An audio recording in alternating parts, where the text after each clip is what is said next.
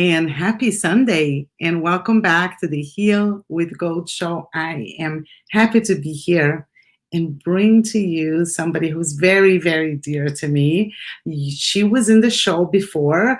For those who have been following us week after week after week, you remember Cathy from the event that we did with the authors. We had three of my good dear friends. It was Cathy, April, and Judy, and we talked about writing for healing. Hi, Miriam, the otra Miriam. So we talked about writing for healing. Each one of us had a very different story, and we wrote because we felt that it was a way for us to channel the experience that we were feeling, and it was the act in itself of writing was healing for us. And then I brought April back, and she went deep into her story. If you haven't watched, it was an amazing show. You should go back and watch. Now I'm bringing Cathy, and God willing, I'm going to bring Judy back on her own so she can talk about her story.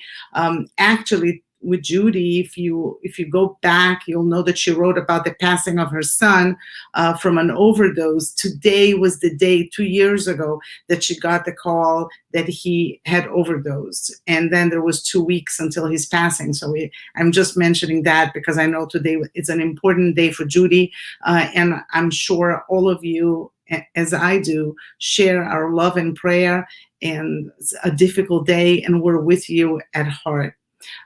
Cathy went through a journey of sexual abuse. Her book, Broken but Beautifully Whole, is an amazing book. You see all my flaps because I really, this book meant a lot to me, and you will see some connection here. We both believe and love Kintsugi. So hi Pam. We're going to talk more about it, and I can't wait for Cathy to share her story with you. So without further ado, welcome Cathy. Hey, Cathy. So great to have you back. I really feel that we were connected, but we were connected before we were connected, right? Absolutely. Thank you so much. It's an honor to be here, my Kintsugi sister. Yes, we are Kintsugi sisters. And I interviewed Cathy a while back.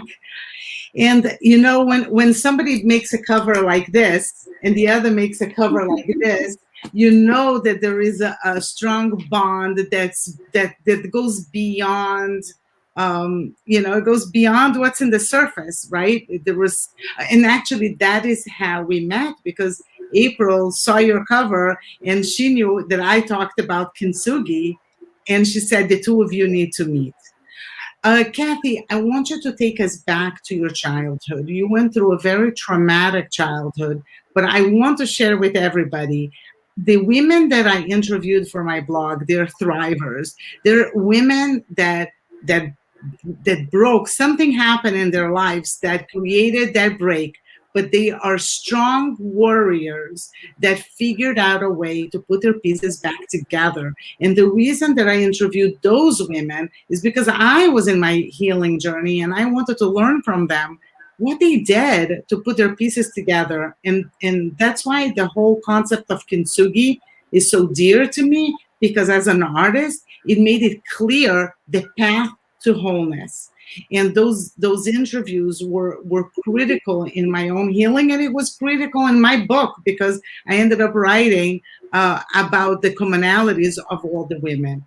So we're going to go back, and we hope that nothing that is going to be said here will be triggering. Really what we want is to bring awareness. And most of anything, and I ask you to stay till the end, is that we're going to learn how we can be also warriors against children's sexual abuse.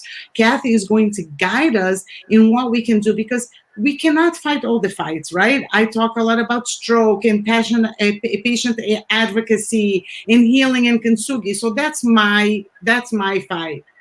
but we can all support other people that have their own. And through Cathy, we're going to find what we can do. So first of all, right now, hi salute.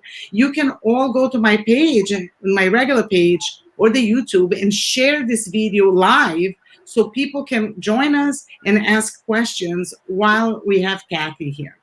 Cathy, please tell us your story. Bring us back to when you were a little child. I know your story. Your story moved me, but I want to bring everybody along. Well, thank you so much. And here's what I would want to preface this with before I go too far is I want every single person to know, and if there is a survivor out there listening, please know that hope and healing is possible. It is absolutely possible. My story started as a 6-year-old little girl who had gone to bed. I had, for that Easter, I had gotten a big 3-foot fluffy green adorable bunny that I called Rabbit. And I hugged him and said goodnight. And in my mind, as a 6-year-old girl, he was my protector. And in case there was any nighttime monsters underneath the bed, he was going to protect me. So I always had him sleep with his back to me. So he'd face that way and I'd face the other way. And I hugged him goodnight and I went to bed. And in the middle of the night, I was awoken by a shadow standing at the end of the bed. And unfortunately, the monster came that night, but the monster did not come from underneath the bed. And the monster was my stepfather. And my stepfather took me downstairs and told me what I did wrong and that he was going to punish me. And that night, my stepfather sexually abused me. And it was hard to comprehend, understand what was happening. It's something that a 6-year-old should never, ever have to comprehend or try to break down why they felt this way. And here's another thing I want everybody to know, and this is how kids process this, is the shame was immediate because I felt like I was bad. I mean, first of all, he told me that, but second, why did this happen to me? I must be so bad that this happened to me. And unfortunately, the abuse progressed for 6 years. And my mom worked nights. She did not know. He told me that my mom did know. And because of the shame and the humiliation of the situation, I never asked my mom. There were times when I was so close and I wanted to tell her so bad because there was a part of my soul that wanted to know that my mom could not be a part of this. But the more he abused me and the more it progressed, the more I believed I deserved it. And that's what kids believe. And I never told. I never shared. I never told. The humiliation was so great. I was close to telling my brother, but I was afraid of what my brother would think too. And unfortunately, as the abuse progressed, my stepfather would make me write down what he was going to do to me before he abused me. And unfortunately, that further propelled the immense amount of shame and humiliation and low self-worth that I had. And at the time when I was writing it, I remember asking, my gosh, why me? Why me? Am I that bad? And he would keep those letters in his wallet for his sick pleasure to read anytime. And little did I know that reading that letter in his wallet would be the catalyst to finally end my 6-year nighttime nightmare. It was a New Year's Eve night, and I was allowed to stay up past midnight, and I had gone to bed, and my mom and my stepfather had had an argument in the bedroom downstairs. I didn't know.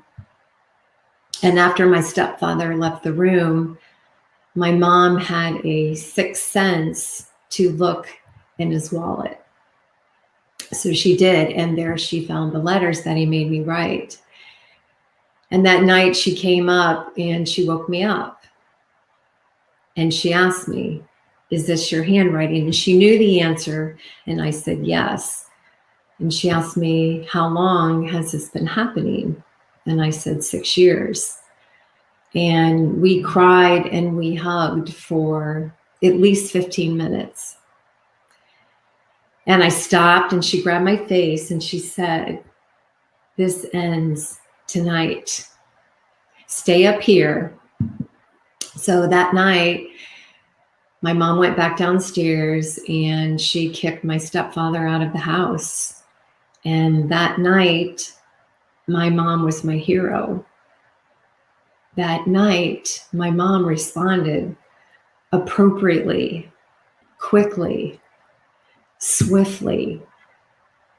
And that's probably one of the biggest messages that I want to get across tonight, is the importance of responding correctly, swiftly, has a dramatic impact on healing. As you talked about, we're talking about healing. And is it possible after something so traumatic? And it is, but whenever a trauma happens to the body, especially sexual abuse, it leaves an imprint on the neural pathway in the brain. It affects our thinking, and that imprint affects so many people psychologically with mental health issues. It affects anxiety. It affects depression. It affects PTSD. It affects the desire for suicide. It affects the ability to not trust. And when a parent responds appropriately, it actually can start to release a little bit of that imprint in the brain. And it significantly reduces the chances for anxiety, depression, and PTSD versus, and I hear this way too often, when parents don't believe or they don't want to think it could be true, or they're afraid what will happen if they end it, what will be the byproduct. It actually is another traumatic response to the victim. They are re-victimized again. So responding appropriately is massive in the healing process. And to this day, I am forever grateful to my mom, because there is no doubt that that had an impact on my healing. Now, I had a whole lot more to do in that process, because the shame and the humiliation was still there. The extreme low self-worth, low self-esteem, and complete lack of trust with humanity, and poor coping choices. Thank you, Salud. It was hard. And in my teen years and early adulthood, I was so broken and made poor choices with boyfriends, with alcohol, because I wanted to numb my pain. And it really took me to early adulthood where I knew I wanted more for myself. So how do I get there? And I very slowly, and it was a pilgrimage. And here's what I would want any survivor to know, that healing it's messy. It's not quick. It comes with setbacks. It comes with questions. But I made the choice and the decision to move forward, to try to be my best self. I didn't want what happened to me to define me. I wanted to be more than that. And so through my own healing pilgrimage, I added 6 different attributes into my life. And I had to adapt them as habits, truly adapt. And what I would learn, thank you so much. But what I would learn as I went through the process, that once I adapted them into habits, They actually reworked the neurobiology in my brain for my betterment. And I never fully understood that. And now I'll go forward a little bit more. I never thought in a million years I would step forward and write my book and share my story with the world. I was petrified. Less than 10 people knew my story. And it was a conversation with a client. I'm a hairstylist by trade.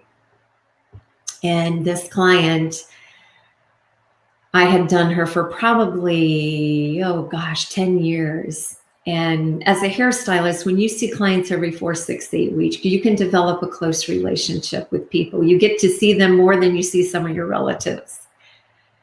And I knew she struggled with depression and PTSD, and I had no idea why.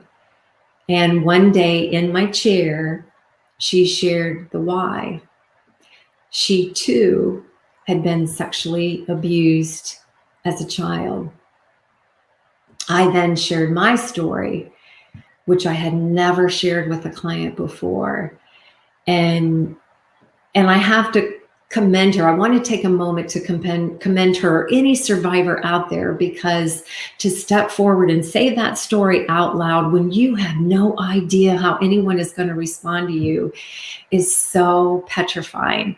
But I'm grateful she did, because through our conversation, it evolved to the point where she looked me square at the eye at the end and said, "Girlfriend, you need to write a book." This is amazing. I want to go back a little bit before we go forward, because we're at a point that I know where you're going to go. And I just want to ask you a question, because to me, when I was reading your story and you talk about going to school, that to me was, it was such a strong concept, because I stopped to think about this child that had interrupted sleep, but a traumatic interrupted sleep. And then she had to go to school. She had to go on a bus. And she had to take her books out and function the whole day. Bring us back before we move forward about that, because there's two things that I don't understand is how you did it as a kid, keeping it a secret and being and functioning. And the other thing is the teachers and the school about them not noticing and not bringing this up. And what are signs that maybe teachers should be aware? Because there has to have been some signs, even if you faked it really well, some signs there must have been something. So bring us there. Absolutely.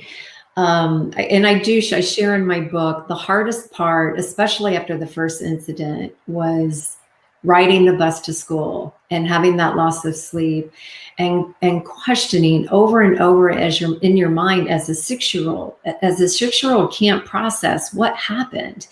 And it's something that shouldn't happen to little girls. And I couldn't process it.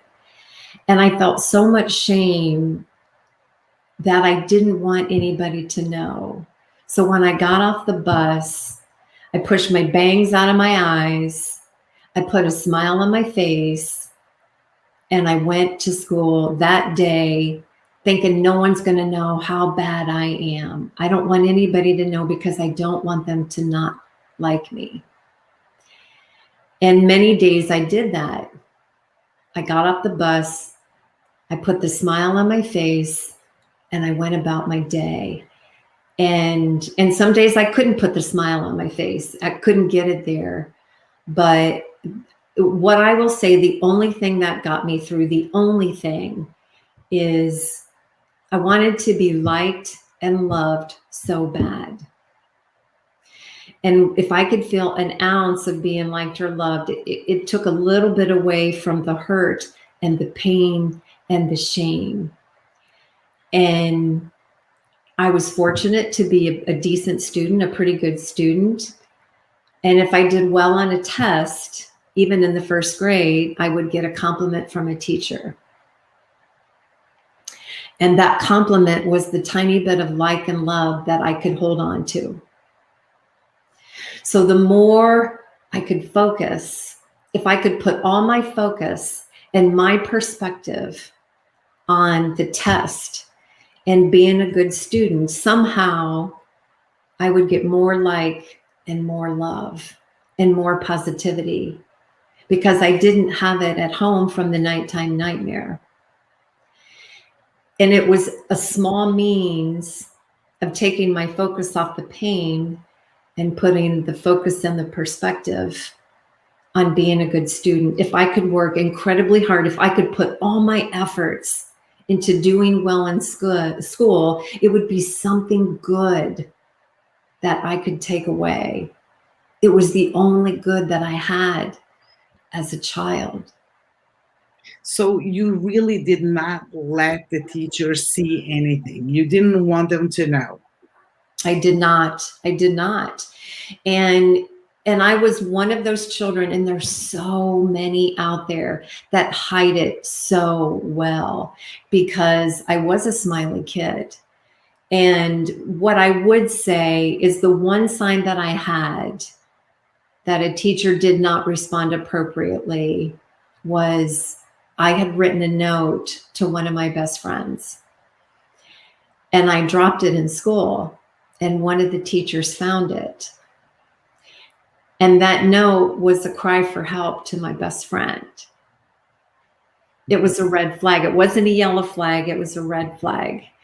And it was an opportunity for that teacher to pull me aside and say, hey, what's going on? Is everything okay? Are you okay? Is anything happening at home? Do you feel safe? Do you feel unsafe? Is there anything you're uncomfortable with? And instead of doing that, she spread the note around in the teacher's lounge, because another teacher let me know that that had happened. And that was another opportunity for that teacher to respond appropriately. And they didn't. It was a male teacher who abused that. So unfortunately, the missed signs were there, but the teachers that I had exposure with at that time did not respond appropriately. Do you find that things are getting better with more talk, more open conversation about child abuse when it comes to schools? Yes, but we've got a long way to go. We really do. And here's the great news. The great news is a lot of schools around me right now are talking about mental health. And that is so important. And it is so critical, especially coming out of COVID, because the amount of depression has increased. The amount of anxiety has increased. And, obviously the suicide rate is alarming and frightening, as it should be. So these are conversations we must have. The conversation we're not having is abuse is one of the root causes of mental health issues in children. 85% of children that are sexually abused as a child have a mental health issue by the age of 30. 85%. So the mental health conversation is necessary. It's needed. It's so important. But we need to sit it side by side with abuse, and not just sexual abuse. It needs to be emotional abuse, verbal abuse, physical abuse, because they all create the same type of damage to the body and to the brain. And if we really want to take a hold of mental health and make improvement, it is absolutely necessary to have that root cause discussion at the same exact time and sit it side by side.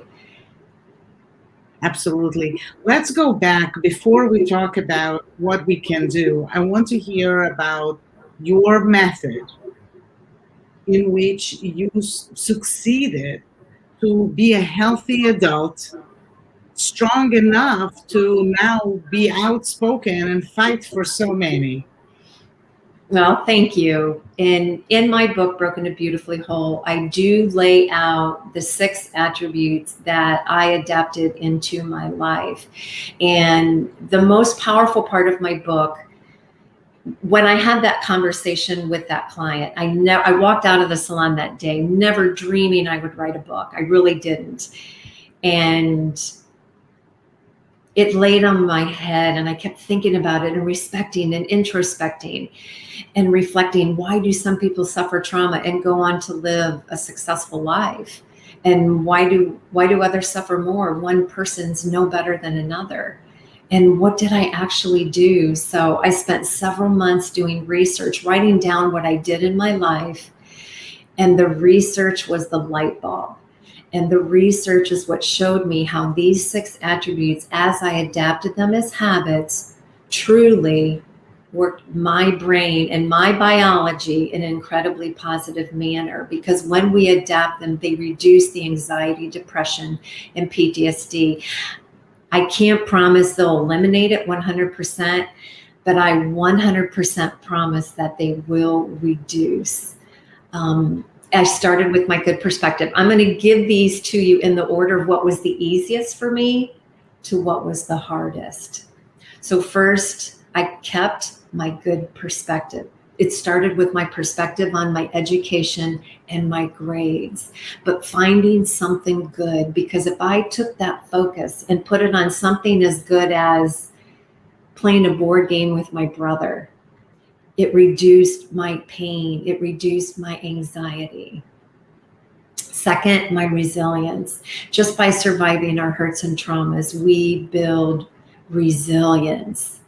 But what I would also learn is if we have a continual negative perspective, it actually tears down resilience. So building upon resilience, working towards perseverance. I lay out in my book different things that we can do in our life to build more resilience, because life is tough. We're going to have setbacks. We're going to have failures. The more we build our resilience, the more success we're going to have, and the more we can persevere. Gratitude, one of my favorite. That was the next thing I added into my life. I started that gratitude journal. And I knew I started to feel better, but what I would learn with the research is it truly reworks the neurobiology and the neurotransmitters, reducing that depression and anxiety and feeling good. Whenever we feel good about something in here that we have, it takes away our focus from what's out there. Self-compassion. That was hard for me. I had none as a teenager and in early adulthood. I truly didn't. And it was hard. And I'm going to be completely honest and say it is something I still have to work on today. But the gift of extending empathy and kindness towards ourselves it truly makes us realize the beauty of our uniqueness. We are all unique. We all have special qualities. And when we can focus on that, again, it reworks the brain to our betterment. Faith. Faith was the next one. This was incredibly hard for me as well, because when you lay in bed as a child and you pray for this travesty to end and your prayers don't get answered, you question first, how could he exist? Is there a God even out there? How could he let this happen to other children? Or does he think I'm bad too and deserve it? Because as I said, that is exactly what I believed about myself. So faith was a long pilgrimage, yet it was one I was so grateful to go on. I went on an Emmaus walk. I studied people with no faith, people with a lot of faith. I read books, I read scripture. But I was so grateful. My faith ultimately landed at love, compassion, and strength, which to me is what true faith is all about. Rather, it's faith in your higher power, faith in yourself, or faith in God. which then led me to my last attribute, which was definitely the hardest and took the longest, yet I believe it's so important, and that is forgiveness. And it was hard for me because why should I forgive someone who stripped me of my childhood innocence? How do you forgive someone? Or what did he do to deserve it? But my forgiveness journey would ultimately take me to the place of learning that forgiveness was not about him. It was about myself.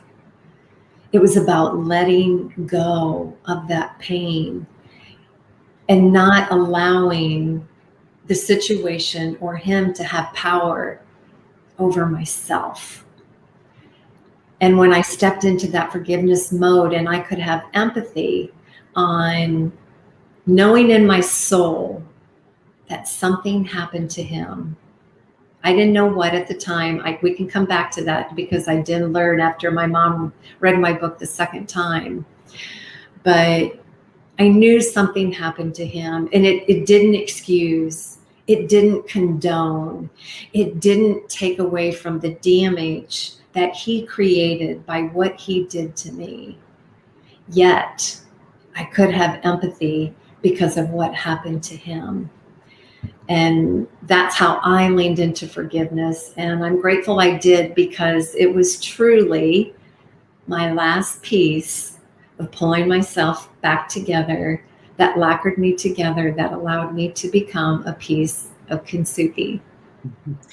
It's very interesting, the order, because I have spoken to a lot of thrivers, and they all have different orders for their healing. Whatever, right? Whatever was hard for one is not exact, it's not in the same order. So that's the first thing. The second thing was that when we spoke the first time, I told you that I have a problem with the word forgiveness. And the reason is because I think that we are so accustomed that forgiveness from religion means absolution, right? We when we go to God, right? We don't want only empathy. We want God to forgive us for our sins, right? For not, but we want a carte blanche. We don't want to owe anything for, right? We don't want to pay consequences for something bad that we did. We want him to say, you get a free card. That's when we go to God and we ask for forgiveness. So the word forgiveness became then this absolution. So how do you tell somebody who was so hurt by abuse, by a drunk driver, by that killed a family member, by terrorists that, bombed and maimed people? How do we tell this person you have to forgive? And I think that it's really important to make this distinction that there is no, you're not absolving. That person didn't even ask for forgiveness. You're not giving them a free card. They have the responsibility towards what they did. You forgiving them does not clear that responsibility. All you're doing is really not allowing this perpetrator to have a continued hold on you, right? From with what they did. I mean, you are granting yourself the ability to disconnect from that chain that's weighing you down and prolonging this abuse. So I always find that it's very important, as you did here, to clarify that when you grant somebody forgiveness, you are not forgiving him for what he did in the totality of the behavior. You are saying you no longer can hold me captive. I am the sailor of my ship, and I'll be able to soar. I'll be able to go and float and live my life without you holding me back. But I worry at times. I've seen, and many times in groups, people telling other people, oh, forgive, right? People go and then they open up their hearts. So then people write forgive. And I see a lot of people getting very upset about how can you tell me to forgive? You don't understand my pain. How can I forgive this behavior? And you're not forgiving the behavior. It's really, that's why I don't like the word forgiveness. You're Yeah, simply disconnecting yourself from the act and the perpetrator in a way that gifts you the ability to live a fulfilling and joyful life. So exactly. it is something that I have a problem with, how we perceive the word forgiveness and how we tell people to forgive without explanation of what it means. But you did a very good job telling it's not absolution. He didn't even ask me for forgiveness, but it's what I gave myself. And people don't realize that so many times we're angry at ourselves so much for being gullible, for allowing this to happen, for not speaking up, for not leaving a bad marriage, right? Yeah, We blame ourselves for the part of the situation that we have responsibility. We feel responsible, right? yeah. And for that, we need to say, I was a little child. I did the best I could, and now I can take this and do better. But I have to let go. He no longer controls me. But I think that this is very, very important. It is. And you said that so well, Miriam. And so, what I would say to anyone else, I would say, first of all, I would never want anyone to feel like they have to forgive. I would want to, and I would say it's not quick and it's not easy, because it sure as heck wasn't for me.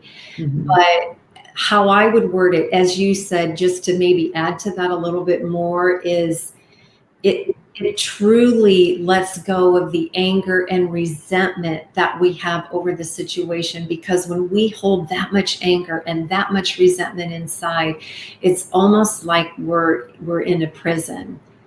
And when we let that anger go, we let the resentment go, we let the power that has over us, it's like we open the key to the jail cell, and we're free. We're free, as you said, fulfillment. It brings us that much farther into joy, Mhm. because joy can't happen when we're holding that anger and resentment inside. And to be very clear, it does not mean we don't prosecute. Mhm. We absolutely do. Whatever, if it was a crime, we prosecute. It just means the anger and resentment is let go. Exactly. Tell us what did you learn about him that made you feel empathy for him? Because forgiving somebody in the terms that we just discussed, right? Letting go is one thing. Feeling empathy for somebody who hurt you, it's a much higher level. So what happened?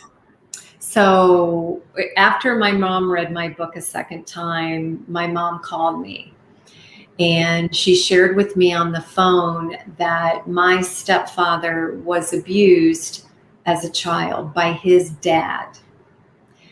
And she'd never shared that with me before. And so at first, I was trying to understand it and process, because typically when someone has been abused by a male, they go on, when they're hurt and angry and carry that into a mental health issue, they perpetrate other males, which would mean my brother. And I'm going to come back to that. But what my mom then shared with me, and here's the important part, his hatred was towards his mom, because his mom knew and she didn't respond.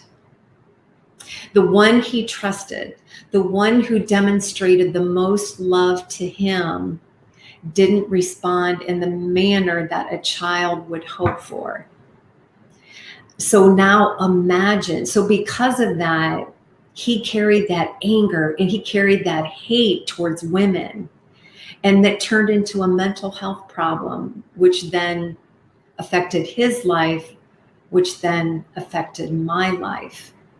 So if we go back to what I said earlier, imagine if we can educate and inform and advocate to parents the value of responding quickly, swiftly, appropriately. Imagine if his mom would have done that immediately.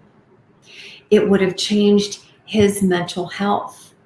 It would have changed how he felt about women. It would have changed my life. And that's why it is so critical for us to believe and respond the way we need or hope. Cathy, do you want to answer, Elisa? Yes, thank you. That is an awesome question. Tell someone else. Tell a teacher. Tell a counselor. Tell a pastor. Tell an aunt. Tell a grandma. Tell a grandparent. Tell an uncle. Tell an older friend. Tell an older sibling. Tell. Keep going. Don't stop. Because someone will ultimately respond correctly. I did not, because my shame was so big, which is going to lead me into what we so badly need to teach our children. One of the best ways we can become warriors to defeat, and we can defeat this, is teaching our children at a young age about consent. What does consent sound like? What does consent look like? And continuing the conversation. And you can teach consent at an incredibly young age. Hey, can I play with your truck? Consent is in the form of a question. Can I play with your truck? Can I read your book? Can I have your doll? If we keep teaching our children that, they start to learn consent and then progress as they get into middle school, high school. What does consent mean when you start dating someone? Can I hold your hand? Can I kiss you? Can I touch you? And then body boundaries. We can teach our children body boundaries at an incredibly young age. These are your private parts. You can say no. It's okay to say no. But let me ask you a question. When you were taken to that basement, even if you had learned all of that, wouldn't you have been bullied by this adult and been so shocked? I mean, yes, I understand the importance of teaching children. I am not doubting that. But I just find it that it's a huge responsibility also on a child. And I highly doubt that even kids who have been taught, when they're with somebody who's a perpetrator of such things, they have much more control. They also use mind control. You know, in your case, you know April's story. You know how she was. It was a different story. It wasn't parent. It wasn't in the house. But there are so many ways for these people to cultivate the trust of a child, Yeah. and then act in a moment of weakness that the kid doesn't even know what to say and doesn't know how to fight. I don't know, but I believe in the education of kids, but I feel that this is actually the smallest of all parts. You know, we think that speaking about persecuting, not feeling shame, and then going after these people, taking these people off the streets. It is working with the legal system that sometimes they give a slap in the hand, and these people then go out in the streets and they continue hurting kids. Absolutely. Absolutely. And that's one of the aspects that we're working on. I want to come back to what you said, but absolutely, there's different bills that are being put into place now that would make perpetrators more accountable. For example, I called when I found out, when I was an adult and I wanted to confront my stepfather, I found out the county that he was living in, and I called Children's Services, and I wanted them to know that they had a perpetrator in their county. And I was only 3 years past the statute of limitations. 3 years. And the guy laughed me off the phone. And right now in Ohio, we're in the process of trying to pass the Strauss Bill. And that was based after Dr. Strauss, who unfortunately molested and raped and abused many young men at Ohio State for too many years. But it's about giving children and youth and young adults the ability to prosecute when they're an adult, when they have the ability to stand forth themselves, and without that fear, with the support, and prosecute when they're able to. To go back to what you said, that's an excellent point. And would I have responded that way? I would want to hope, but you're right. They're bullied and they've got that grooming technique down very well, unfortunately, too well. But here's what I do know. If you continue the conversations, and that's the key point, continue the conversation. So after my father abused me the first time, if my mom had been talking to me about it, about the importance of saying no, I almost promise you at some point I would have said something, because she opened the door. Mhm. Here's the other thing that I would say to people that I share in my book: listen to your kids play. Truly listen to what they're saying, because kids will act out what's happening in their life or how they feel when they're too afraid to say it out loud. So if someone's bullying them, they will usually play it with a car, or they'll play it with the Barbie doll, or they'll draw it. And that's how so many investigators learn when they sit down with children. If they can do it in the comfort of play, that is tremendous. I played with my Barbie dolls all the time, and I had the same story. And if one person would have listened to me, they would have heard the same story being played out. One Barbie doll was being abused, and another one came in to rescue her. And that was my way of emulating hope of being rescued. And I told a story, and they would have known, because kids play out what's happening in their life. So listen to your kids when they're playing. I think also it's really important to educate the parents in how to react in a situation like that, Yes. because life doesn't prepare parents for the blows that we get, right? Sure.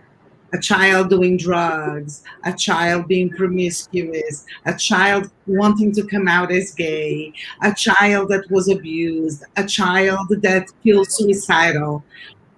The children that are suffering, they're going through whatever it is situation that they're going through, they come to a parent. So many of the times parents freak out, and we don't know. We had never, if we never experienced situation A, B, or C, we don't know how to react. Yeah. So maybe it is educating the parents too. How do you react when a child comes to you and says A, B, or C?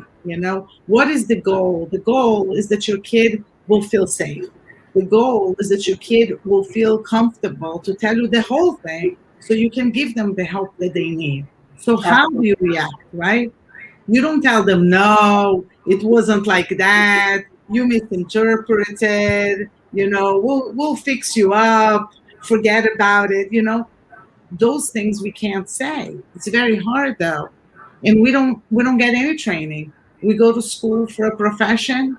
We go to school for so many things. And at the end of the day, we don't go to school for parenting, and we're all trying to figure it out and messing up our kids in the process with the best of intentions. Yeah, But absolutely. I And, think this yeah. should be mandatory. Yeah, and that's what we want to work on. One of the foundations that I'm working with is called NCaan, and it's the National Foundation to End Childhood Abuse and Neglect. And that's what we're working on, is the research and the funding and the prevention and the advocacy that's needed to get to the parents. To get to the parents, to talk to them like what I was talking about: consent, boundaries. You can say no, good secrets. What the difference between secrets and surprises. Surprises are good, secrets are not. But then if something does happen, how does a parent respond, and the reasons why they should respond? And that's what we're working on, is how do we get that information? First, let's gather all that research and all that information, and then how do we get it out to the parents appropriately, quickly, so they respond, so the child is protected and defended and supported. That's I think that that's very critical. Tell me something. You said that you wanted to go back to your brother. Did he read your book? He did. He did. And my brother shared with me after he read my book that my stepfather also abused my brother for about a year and a half. And he started with my brother, and there was an overlap between the two of us. And then he stopped cold turkey with my brother. And then that's when he progressed with myself. And my brother had never shared that until he read my book. Wow. So again, keeping those secrets can perpetuate because you're not seeking help. And your brother could have been such a great ally if you just, each one of you, felt the ability to speak up. Yeah, absolutely. And we didn't, because of how he manipulated and groomed both of us, which is what perpetrators are good at. Right. So it's a matter of trying to learn, how do we get, and one of the things NCaan wants to do is how do we get to the perpetrator before they perpetrate? Right. And that stems from getting to the parents. Right. Tell me something. How did your brother heal? How was his healing journey? You know, I think my brother did pretty well. What helped him, and not to take away from it at all, was that it was a shorter period and it wasn't as progressed. Mm-hmm. So the shame and humiliation didn't build as long. It still happened. It still didn't take away from the damage that that event had. But you know, it's hard because boys and men don't talk about it as much as women. And it is so hard for a woman to say it out loud, to say what happened out loud. Trust me, I'm here to tell you, it was incredibly hard. I was petrified before I published my book, petrified. But it's that much harder for men to say it out loud, Yeah. because there's a part in the male brain that makes them feel like, should I have defended myself? Should I, did the ego plays a role in, well, I was a boy, I'm a man, I should have been able to stop it.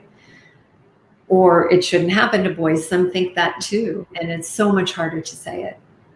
Yeah. No, I find it that this topic is it's sad to me that in this day and age we still have to continue discussing this. To me, this is such a no-brainer, right? It's a no-brainer that all the efforts and all the finances should be put in place to prevent kids from getting hurt this way. Yes, absolutely. And we're working towards that. So I will say something exciting here before we finish out too, but I'm so excited about this. So I had mentioned NCaan. The co-founders were two of the endorsements in my book. And they have been very supportive of myself. I have supported them. So they are launching the first ever walk to truly defeat child abuse and neglect. And it's going to be this fall. It's going to be in 4 lead cities. And there's also a 5th option to walk where you are, where if you're not in one of those lead cities, you can grab a friend, you can grab 5 friends, 10 friends, and walk in your neighborhood, walk in a park, walk and raise money, because the money is going towards what I told you about. So the funding is towards research, prevention, advocacy, and education. And here's why I say that. If you go back to 1968, in 1968, 75% of children that were diagnosed with leukemia passed away. Because of research funding and education, today, less than 20% pass away. So imagine if we take that same amount of funding and apply that to child abuse, because since 1968, the statistics have gotten worse. And in the pandemic, statistics definitely got worse. So Well, we Cathy, Will you post afterwards in the group I the will. links for anybody who's interested? I will. Thank you. Absolutely. Because this is huge. This is momentum. This is something that it's time. It's time to do something. And this is a group that is doing something. And I'm You, excited to be a part of it. absolutely. Great. And tell me, before we go, is your book available on Amazon? It is. It's available on Amazon and Barnes and Noble. Okay, so guys, this is you can see all of my flaps because I really wanted to go back to certain points, and it was a lot of points. You should get both books while you're at it. We should actually do something, Cathy. We should do a bundle, and Yeah. yeah, let's work on a bundle and put it on Amazon. I want to thank you so much for coming today, sharing your story. It's a difficult story to tell, but I know how passionate you are about the subject. And I have no doubt that you're saving children's lives. And to go to sleep knowing that because of your story, you're going to be saving people's lives, I think you should feel like floating, like it's such accomplishment, because really it's the work that you're doing is holy work, and I'll be happy to support you in any way that I can. Well, thank you so much. And, you know, if somebody would have told me 5 years ago I'd write this book, I would have told you were smoking something.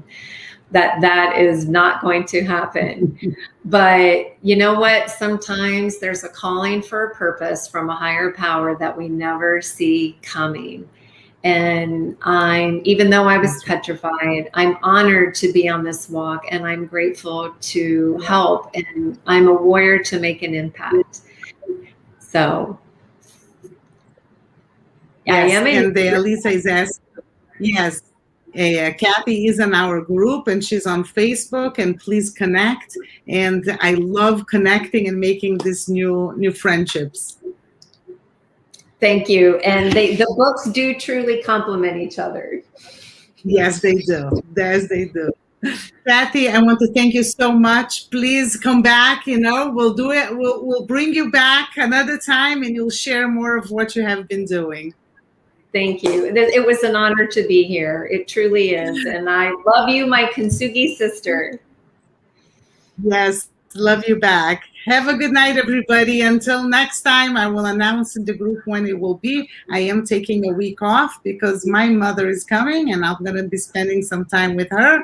And after that, we will resume. And by the way, thank you all for watching last week's live with my husband. It was the most watched show ever in I think 5 days. There were 500 and somewhat views on our show. I got so many messages, and thank you. And people wanted to know how he's doing. He now has gout, so we're dealing with that. But we are doing with gratitude, because it could have been worse. So have a good night, everybody. Have a wonderful, successful, and joyful week. Bye-bye. Bye, everybody.